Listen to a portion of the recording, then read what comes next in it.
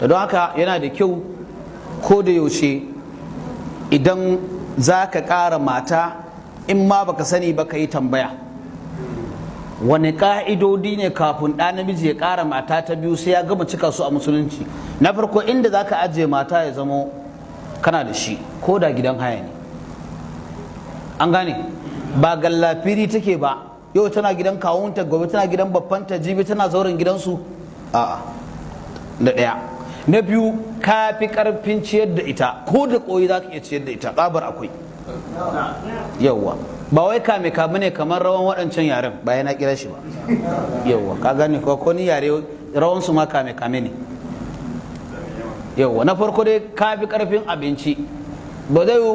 kana da mata ɗaya za ka ƙara ta biyu ba da ƙyar aka karya da ƙyar fa kaga ɗan kasada